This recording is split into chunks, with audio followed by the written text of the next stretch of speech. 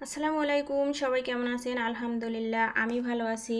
তো আজ থেকে ৭ বছর আগে আমি একটা কাগজে চুক্তিবদ্ধ হয়েছিলাম একটা জমির।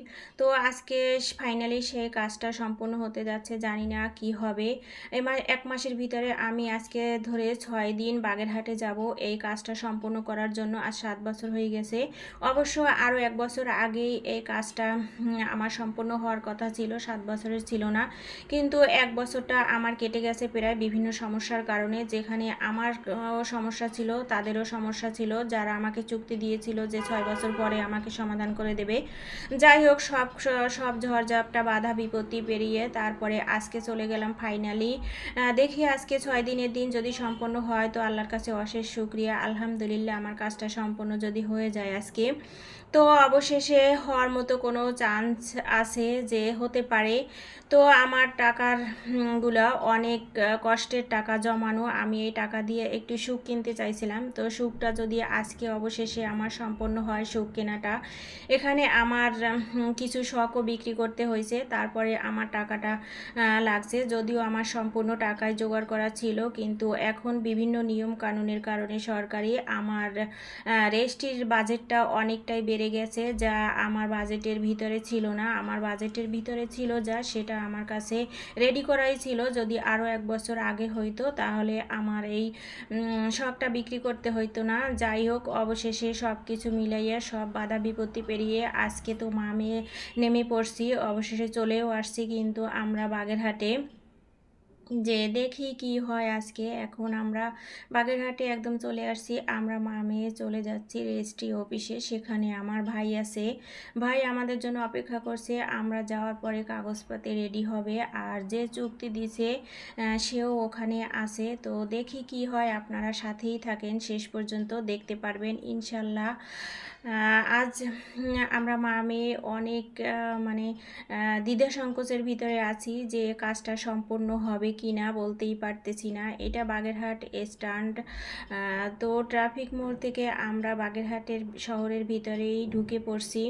আর এদিকে মামনি বলছিল যে কেমন কেমন জানি মনে হচ্ছে, যে কি হবে আজ তো বুঝতেই পারছি না, যেহেতু আজ ৬ দিন, এর আগেও তো ৫ দিন আসছি এই উদ্দেশ্যে, কিন্তু কাজটা সম্পূর্ণ হয়নি।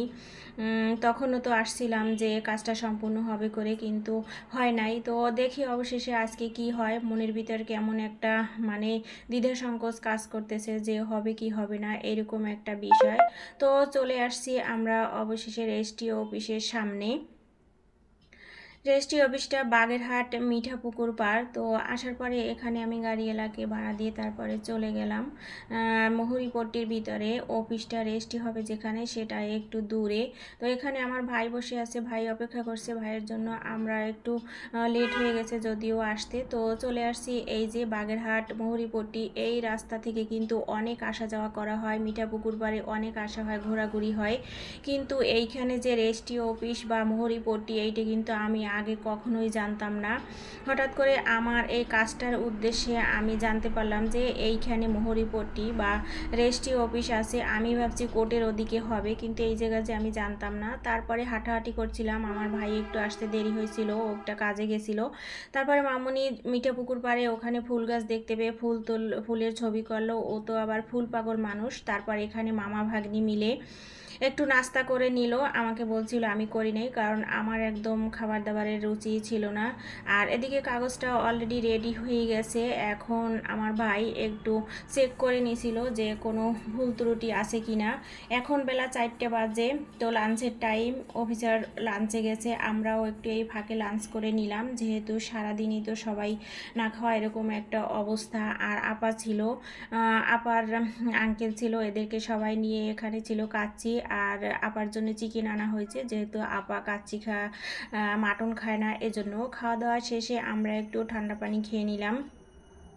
এখন এ জায়গা বসে অপেক্ষা করব আমরা, যেহেতু এখনও উনি আসেন নাই, এই জন্য আমরা একটু অপেক্ষা করছিলাম এইখানে বসেই। তারপরে আমরা কল পেয়ে বের হয়ে গেলাম।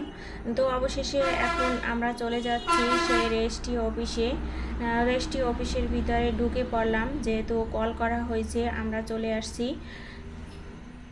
এখন এই যে আপা টিকিট বরাদ্দ দিতেছে, এই জন্য তো সই করার দরকার হয় টিকিট বরাদ্দ দিতে। তো আপা টিকিটটা বরাদ্দ দিল। আলহামদুলিল্লাহ, অবশেষে আমার 7 বছর আগের অসম্পূর্ণ কাজটা সম্পন্ন হইলো। আর অপেক্ষা কিন্তু অনেক কষ্টের, যে অপেক্ষা করে সে জানে।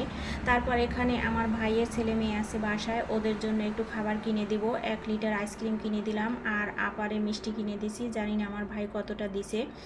তো এখানে দেওয়ার পরে আমার ভাইও আমার মামুনিকে একটা আইসক্রিম কিনে দিল।